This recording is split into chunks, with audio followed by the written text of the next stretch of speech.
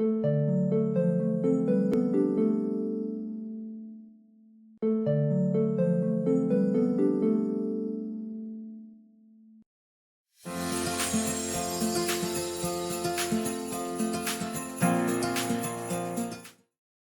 courtroom was heavy with silence, the kind that carried unspoken judgment and simmering tension. Everyone was seated, waiting for the proceedings to resume. On one side of the chamber, Hazel sat with her young daughter, Nora. Close by, her lawyer, James Cotton, occupied the chair beside her.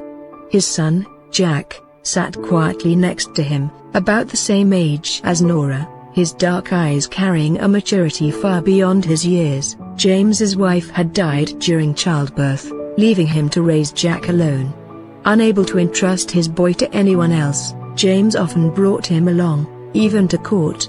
Jack had grown accustomed to the solemn atmosphere, though today felt heavier than most. Across the room sat Lucas Oliver, Hazel's husband, his posture arrogant even in this solemn space. Beside him, his lawyer, Mr. Lee, shuffled through case files. Lucas had been Hazel's torment for years. Ever since Nora's birth, he had resented Hazel, blaming her for giving him a daughter instead of the son he had so desperately wanted.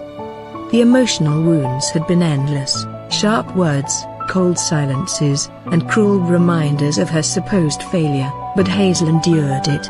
Until the night Lucas came home drunk, spewing venom not only at her but at their innocent little girl. That night, something within Hazel broke. For Nora's sake and her own, she had finally gathered the courage to seek a divorce. The hearing progressed, voices rising and falling, but Hazel's heart was a storm. When the judge announced the session adjourned until the next date, the sound of the gavel felt like temporary relief, as the adults shuffled their papers and rose from their seats. The children found each other. Jack and Nora, strangers only hours ago, began to talk in hushed tones. Jack admitted quietly how much he missed his mother, the ache in his chest lingering every day. Nora, in turn, confessed that she had never known a father's love. It was a bond born out of shared pain, fragile yet real. Later, in the long corridor, James knelt by his son, gently reminding him that it was time for his tuition. But Jack's attention was elsewhere. He had overheard Hazel's trembling voice nearby. "Please, I have nowhere else to go," Hazel begged softly into her phone, her tone raw with desperation. "Just for a little while, until I can get on my feet." But on the other end, excuses came, cloaked in polite rejection. Hazel's last thread of hope unraveled. The phone slipped from her hand as tears streamed down her cheeks, memories of Lucas's cruelty rushing back with brutal force. Nora clung to her mother's side, wrapping her small arms around Hazel's waist as though her embrace could shield her from the world. "It's okay, Mama," she whispered, her own eyes brimming with unshed tears. Jack, standing a few steps away, watched silently. His young heart tightened at the sight. The loneliness in Hazel's tears, the weight Nora carried, far too heavy for her small shoulders. Something in him shifted. For the first time, Jack saw not just a classmate sitting beside him in court, but a girl whose pain mirrored his own. Jack tugged gently at Hazel's sleeve, his innocent eyes glimmering with concern. "You can stay at our house," he said with the purest sincerity. Hazel lifted her tear-stained face toward him, startled by his kindness. Before she could respond, Jack added, "Wait, let me go ask Dad." He darted off, his small legs carrying him straight to James. "Dad," Jack began earnestly, "can Hazel and Nora stay with us? Hazel Auntie is your friend, and Nora is my friend now too." To the 10-year-old, the bond between lawyer and client seemed no different than friendship, and James could only sigh at his son's innocence. Meanwhile, Hazel stood trembling in the corridor, trying to hold herself together as tears continued to burn her eyes. That was when Lucas cornered her, his voice low and threatening. Hazel flinched, pressing herself against the wall, her breaths coming quick and shallow. James, noticing the scene from afar, felt his pulse spike. He quickened his stride, his tall frame cutting through the tense corridor. His voice rang out firm and commanding, "Lucas, Stay within the limits of the law, or you'll regret it. I will make sure justice is served, Lucas sneered, his words dripping with venom. Justice? Don't act like a savior, James. Everyone knows Hazel is only here because she's having an affair with you. The accusation struck Hazel like a slap in itself, but before she could crumble, her hand rose on instinct. Smack. The sound echoed in the narrow hall as Hazel's palm connected sharply with Lucas's cheek. Rage flickered in his eyes, and he raised his arm to retaliate, but James's grip was faster, iron strong around Lucas's wrist. His voice was like steel. If you so much as touch her, Lucas, it will be the last mistake you ever make. The threat in his tone was unmistakable.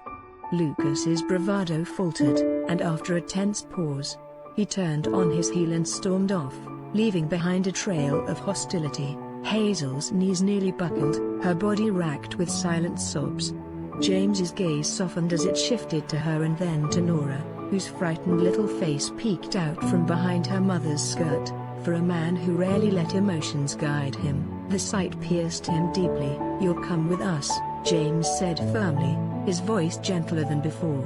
It's for my client's safety.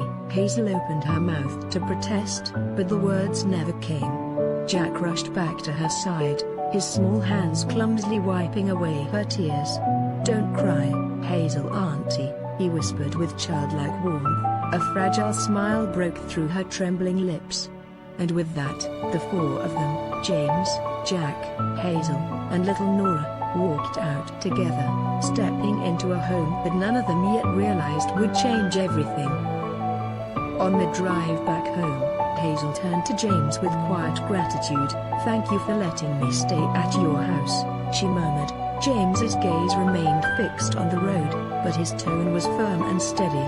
My client's safety is important to me, he replied. Then, softer, and Jack has grown quite close to Nora, almost in unison. Their eyes flicked to the back seat. Both children had drifted into slumber, Nora's head resting on Jack's shoulder, their small hands clasped together in innocent trust. A fond smile tugged at both Hazel's and James's lips at the sight. When they reached home, Jack eagerly tugged Nora upstairs to show her his room, their laughter echoing faintly down the hall. Meanwhile, James guided Hazel to the guest room. Make yourself comfortable, he told her. This is your home too. I have some work to finish, but I'll be back. Hazel nodded gratefully, offering him a small but genuine smile. Late that night, James returned, his steps quiet as he entered the house. The faint aroma of food lingered in the air, and the dining table was neatly set. His gaze, however, caught on Hazel, leaning against the table, head resting on her folded arms, fast asleep. Something in his chest tightened. He walked closer, his heart beating faster with every step. The dim light revealed a faint dusting of flour on her nose, evidence of her effort in the kitchen. An unfamiliar warmth stirred within him. Almost without thinking, he reached forward to brush it away, but the moment his fingers brushed her skin, Hazel stirred awake. Their eyes locked, both startled, both pulling back instantly as though caught in something fragile and unspoken. Hazel straightened, flustered. You should freshen up first. I'll reheat the food. James cleared his throat, suddenly aware of his own nerves. And the kids? He asked, almost too quickly. They've eaten and gone to bed, Hazel replied softly. He nodded, retreating upstairs for a shower. When he returned 15 minutes later, dressed in a more relaxed shirt and trousers, Hazel was still by the table. The warmth of the food lingered. Have you eaten? He asked. She shook her head. Then join me, he insisted gently, leaving no room for refusal. Reluctantly, Hazel sat opposite him. Together they shared the meal, dumplings and steaming bowls of soupy noodles. James glanced at her, his curiosity betraying him. Sensing his gaze, Hazel lowered her eyes with a small smile. Jack and Nora both love Chinese, so I thought.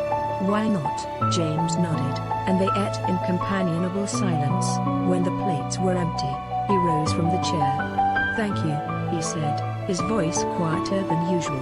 Dinner was delicious. For the first time in a long while, Hazel's lips curved into a genuine smile, soft and almost shy. The next morning, James stirred awake and reached for the clock on his bedside table. 9 a.m. he muttered, sitting upright in alarm. I'm late for the office, and Jack has missed school. He rushed out of his room, heading toward Jack's, only to find it empty. Confused, he followed the sound of soft giggles drifting through the hallway. When he reached the living room, the sound grew clearer, leading him into the kitchen. There, he stopped dead in his tracks. Hazel was standing by the counter, humming a children's tune as she carefully layered sandwiches for breakfast. Jack and Nora sat at the table, their laughter mingling with Hazel's soft voice. For a moment, James could do nothing but stand there, his heart tightening in a way he couldn't explain. Then Nora spotted him. "Uncle James!" she cried in mock horror. "Did you see a ghost? Your hair's all messy and your eyes are swollen." Hazel and Jack turned at once, catching sight of his disheveled appearance. James hastily straightened his posture, running his fingers through his hair in an attempt to smooth it down. "Jack," he scolded, trying to sound stern, "why didn't you wake me up? You've missed school." Hazel's soft voice interrupted him. "Today is Sunday." James froze. His ears warmed with embarrassment, but he forced out a laugh as Hazel and the children burst into unrestrained laughter at his expense. Hazel's smile lit up the kitchen, and James found himself laughing along despite his failed dignity. Soon, Hazel set breakfast on the table. The four of them sat together, the children enthusiastically praising her cooking. James ate quietly, but his eyes never left the scene before him. He was a man who had long grown used to silence in his home, and now, with Hazel's gentle presence and the children's laughter, his house felt alive again. The following morning, a new rhythm unfolded. Jack and Nora, dressed neatly in their uniforms, sat at the table as Hazel prepared sandwiches for their lunchboxes. James emerged from his room, adjusting his tie, only to stop at the sight before him. Jack leaned close to Hazel, laughing freely at something she had said. James's chest tightened. Since his wife's death, Jack had withdrawn from everyone, babysitters, teachers, even distant relatives. No one had ever been allowed near his heart, and now, here he was, smiling with Hazel as though she had always belonged there. His thoughts were broken by Nora's innocent voice. "Mama, give Uncle James his breakfast too," she chirped, her eyes bright with childish sincerity. James sat down, unable to hide his smile. He had always had a soft spot for little girls, their innocence, their open affection, and Nora was no exception. Together, they finished breakfast, laughter lingering in the air. Before leaving the house, after dropping the children at school, James and Hazel arrived at the courthouse. James presented every piece of evidence, documents, records, testimonies, and recounted the incident where Lucas had humiliated Hazel in public. The weight of it was undeniable. At last, the judge's verdict was clear. The divorce was granted. Lucas was fined heavily and sentenced to a year in prison for emotional abuse, mental torture, and attempted physical harm while intoxicated. Hazel's tears spilled freely, tears of relief, of long-awaited freedom. James placed a steady hand on her shoulder, offering silent strength. As Lucas was led away in handcuffs, James walked up to him, his voice low, edged with steel. "Don't you dare come near her again. If you do..." His eyes burned into Lucas's. "You won't be able to look at this world with those sinful eyes of yours." Lucas paled, swallowing hard, before the officers pulled him away. James exhaled and turned back to Hazel. "Let's pick up the children from school. I'll drop them home before heading to a meeting at the agency." Hazel, still holding back tears, shook her head. "No. You go to your meeting. I'll pick up the kids." James hesitated, then nodded slowly.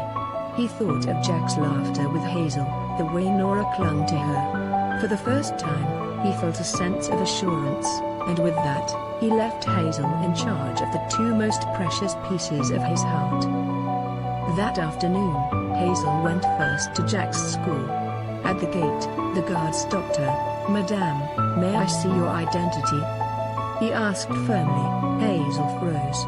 Her lips parted, but no words came. She wasn't Jack's mother. She wasn't even family. What could she possibly say? Just then, a boy's voice rang out, "Mum."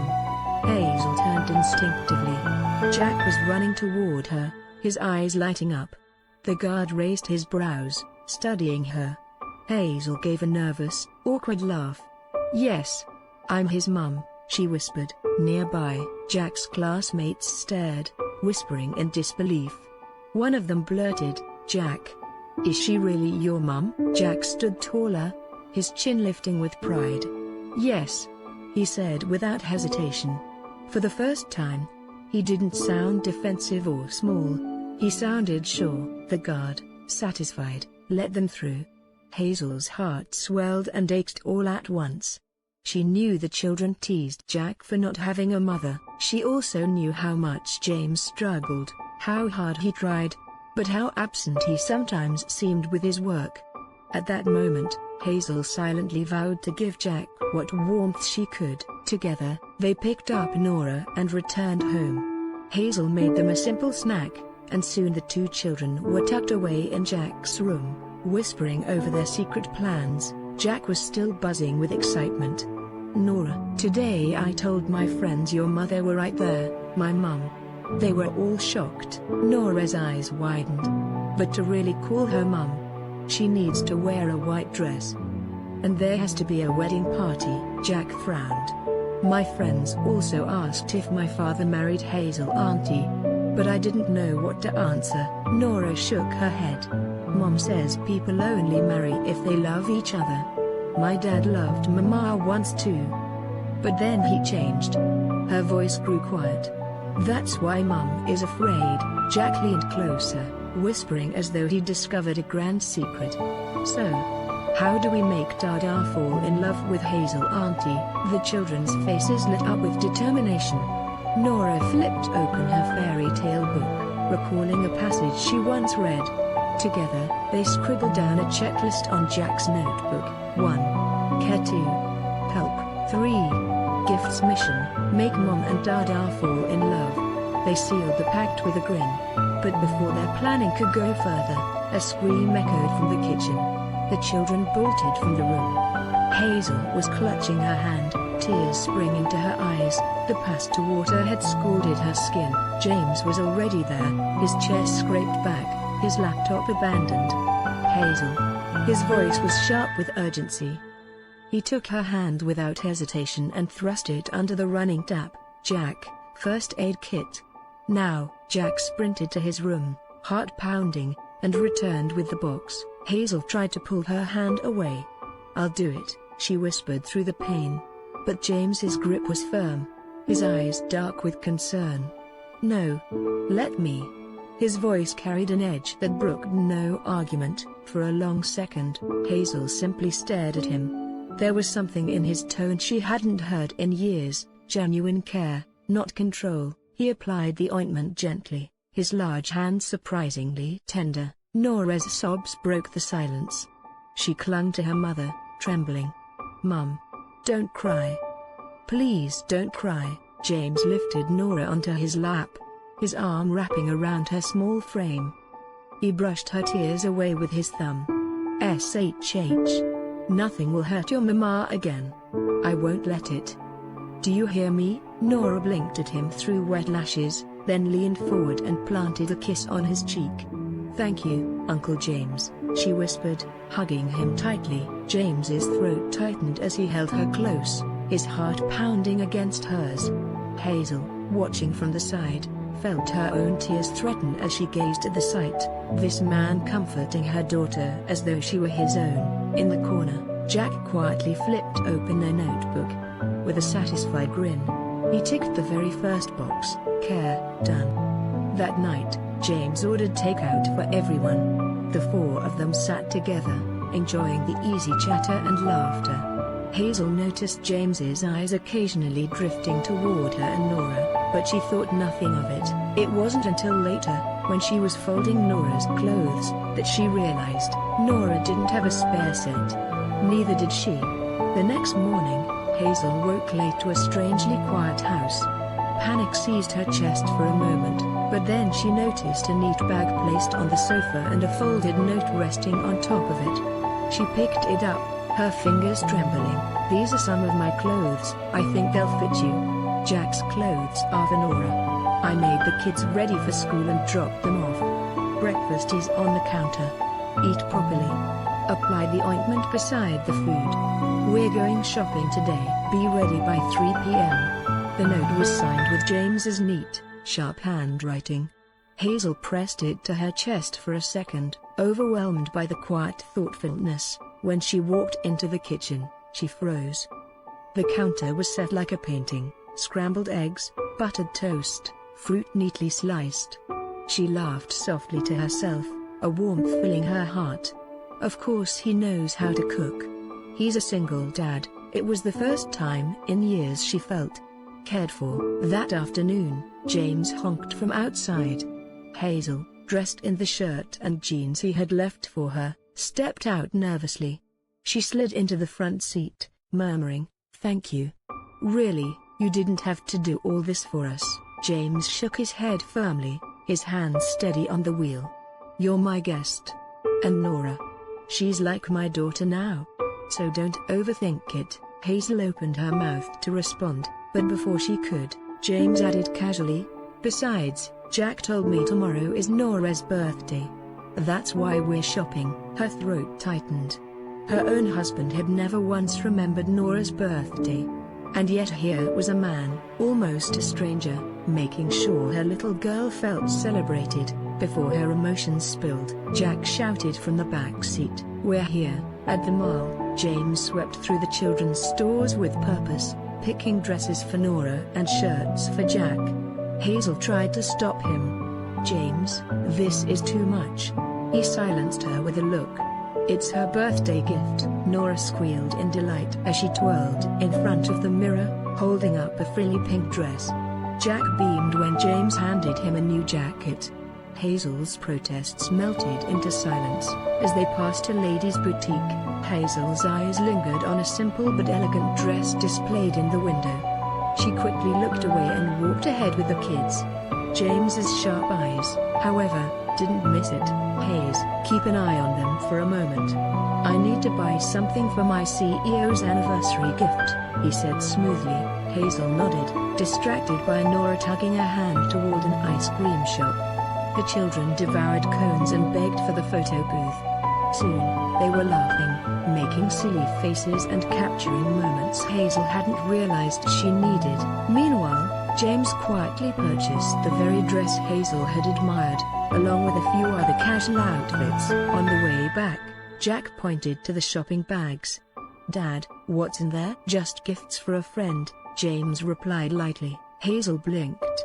For reasons she couldn't explain, a strange pang pricked her chest. That evening, James busied himself in the kitchen while the kids bent over their homework. Hazel wandered in, her hands clasped nervously. "Let me help." "You should rest," James said without looking up. "Your hand isn't healed yet." "I want to bake a cake for Nora," she insisted softly. He hesitated, then nodded. "Fine. But you don't touch anything hot." They worked together quietly, side by side. Hazel mixed the batter, and James slid the mold into the oven. Their shoulders brushed once, and Hazel's breath hitched, though neither spoke of it. Dinner was warm, filled with the children's chatter. At midnight, Nora stirred awake. She heard faint noises from the kitchen. Heart pounding, she slipped out of bed, padding through the dark hall. Just as she stepped into the living room, the lights flicked on. "Happy birthday!" Confetti burst from a popper in Jack's hands. Hazel emerged from the kitchen, carrying a small cake she had decorated, singing softly. James lit the candle, his deep voice joining in. Nora's eyes filled with tears. She hugged them all, her smile brighter than the candles flickering before her. She cut the cake, James snapped photos, and laughter echoed into the night. For the first time in her life, Nora felt like she had a real family. The next morning, the routine settled in again. Hazel prepared breakfast while the kids rushed around in their uniforms. James emerged from his room, tying his cufflinks, only to be ambushed by Jack. "Dad, aren't you going to the office today?" James smiled faintly. "No. Today's my day off. We've got my CEO's wedding anniversary party this evening. And guess what? We're all invited." Nora's eyes went wide. "Even me?" James scooped her into his arms. "Especially you. How could I forget my little princess?" The children squealed with excitement, and Hazel felt her heart stir again, watching them leave together. When James returned home that evening, Hazel finally gathered the courage to speak. Her voice trembled, but her gaze was steady. "Why are you doing all this, James? I can't accept any more of your favors." James's expression softened, though his tone remained firm. "These aren't favors, Hazel. Nora is like my own daughter. You know. I always wanted a little girl. But destiny gave me the gift of a son instead. Don't get me wrong, I love Jack with everything in me, but I've always had a soft spot for little girls." His lips tugged into a faint smile, the kind of smile that carried years of longing. "So caring for Nora. It comes naturally." Hazel's throat tightened. Gratitude swelled in her chest until her words came out as a whisper. "Thank you. For taking such good care of her. Of us." James's eyes lingered on her, and in that brief silence, something unspoken hung between them. But Hazel broke it quickly, her tone shifting to practical matters. "I've been searching for jobs. As soon as I get something decent, I'll move out with Nora. I don't want to trouble you any longer." Her words landed like a stone in James's chest.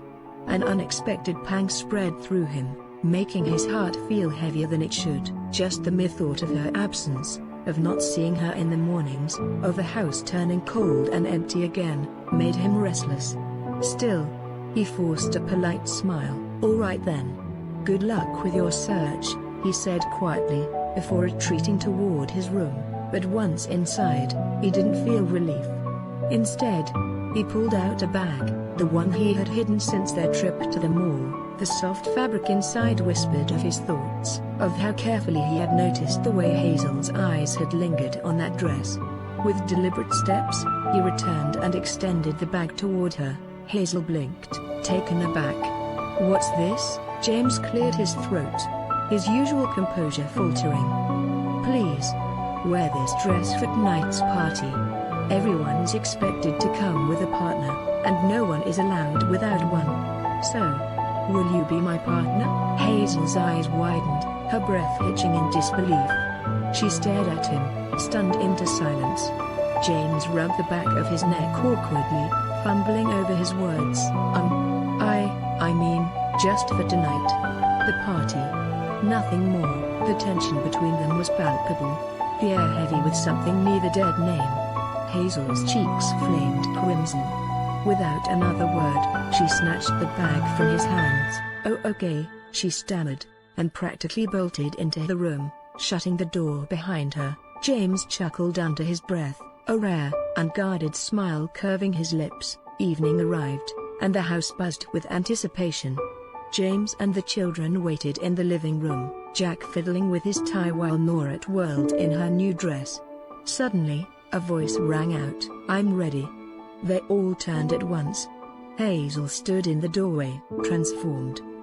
Her simple beauty was elevated by the dress, her hair falling gracefully around her face, her lips painted with the softest shade. For a moment, time itself seemed to pause. "Mama, you look so pretty," Nora exclaimed, her little eyes sparkling. Jack nodded firmly. "Hazel, Auntie always looks pretty. But today, Auntie looks extra pretty." Hazel laughed, brushing off their compliments with a soft "thank you, loves." But when her eyes lifted to meet James's, she found him utterly spellbound. His gaze traced every detail, drinking her in as if he were seeing her for the first time. Their silent exchange stretched on until Nora wrinkled her nose. I think we're getting late." Jack grinned mischievously. "Yeah, you two can continue this staring contest later." Flustered, Hazel and James both laughed awkwardly, breaking the moment. Together, they left for the party. The venue sparkled with grandeur. Once inside, The children darted off toward the food section, leaving James and Hazel side by side. His hand lingered lightly on her waist, steady and protective, while her arm curled around his as though it belonged there. They moved as one toward the hosts. "Congratulations, Mr. and Mrs. Watson," James said warmly. Mrs. Watson's eyes twinkled as she embraced her younger brother. But when her gaze shifted to Hazel, curiosity bloomed. "And who is this beautiful lady? Don't tell me you've gone and married her without informing your elder sister." Hazel's smile faltered nervously, but James interjected quickly. "She isn't my wife, sister. This is Miss Hazel Grace, my close friend, once a client, and today, my partner for the evening." The awkwardness thickened until Mr. Watson tactfully shifted the topic with a laugh. But before long, Jessica, James's colleague, sashayed into view. With feigned sweetness, she clung to his arm, ignoring Hazel completely. James brushed her off coldly, giving her not even a sliver of attention. Irritated, Jessica excused herself, though her eyes glimmered with something far from harmless. Meanwhile, Jack and Nora sat nearby, munching happily and ticking off their secret checklist. Jessica soon drifted toward the children, her demeanor sickly sweet as she crouched before Jack. "So, who's this girl?" she asked, pointing at Nora. "She's Hazel Auntie's daughter," Jack replied proudly. Jessica's lips curled into a sneer. "Poor daughter of a poor mother," she muttered, then shoved Nora aside. "You don't belong here." Nora's eyes welled instantly, fat tears spilling down her cheeks. Jack's face flushed with anger. "You're a bad auntie. You made Nora cry," he shouted. The commotion drew Hazel and James immediately. Hazel scooped Nora into her arms, her heart aching at her daughter's sobs. But Jessica's venom turned toward Hazel next. James's patience snapped. His voice rang out, sharp as steel. "Enough. If you don't shut your mouth, Jessica, you'll regret it." But Jessica, blinded by her desperation, reached to clutch James's hand. Disgusted, he yanked free. "Don't touch me." Mrs. Watson, witnessing everything, exchanged a horrified look with her husband. James turned to him coldly. "This woman insulted my family. Get her out of here." Mr. Watson nodded immediately, summoning security. Jessica's protests echoed uselessly as she was escorted out. Hazel, however, was already a mess of tears. James turned to her, guilt heavy in his eyes. "Hazel, I want to go home.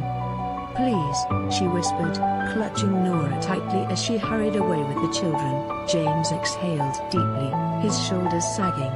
Mrs. Watson touched his shoulder gently.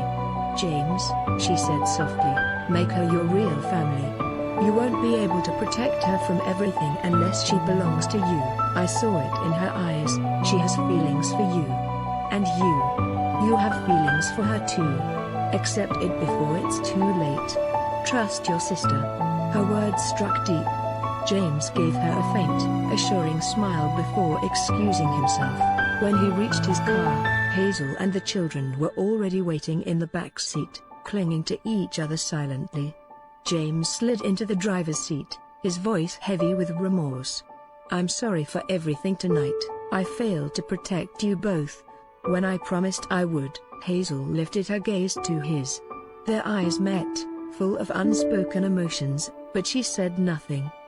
The drive home was wrapped in silence. That night, James lay awake, Mrs. Watson's words replaying in his mind.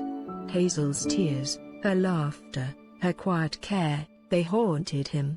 He realized then, he could no longer imagine life without her, and Hazel, in the room, thought of the way James had stood up for her.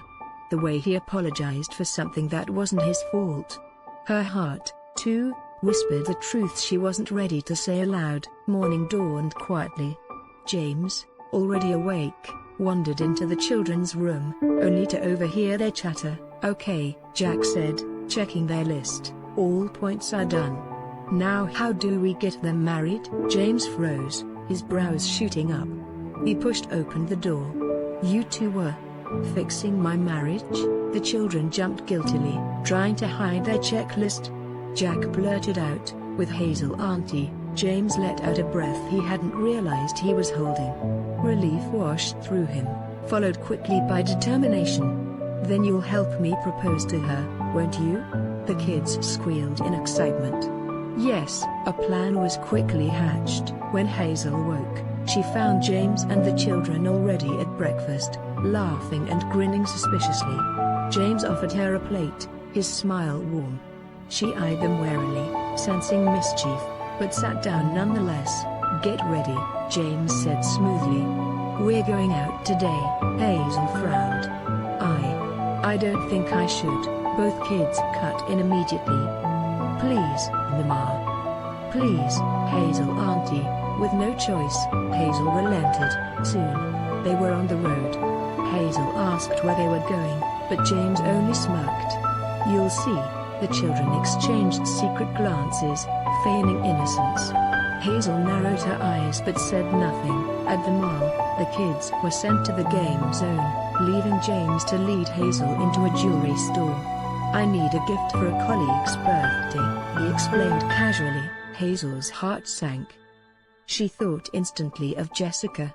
Still, she smiled faintly and helped him select a delicate bracelet. James bought it without hesitation, but his real plan lay elsewhere. Later, he guided them to a restaurant. The staff ushered them into a private area, decorated exquisitely with white lilies, Hazel's favorite, as Nora had revealed. Hazel gasped, stunned. "What is all this?" she whispered. James took her hand, his eyes unwavering. "Hazel, I can't live without you. You've become part of my life, part of my family. Will you marry me?" Tears filled Hazel's eyes, shimmering as she nodded. Yes, I will." James pulled her into his arms, his lips hovering near hers. "Sir?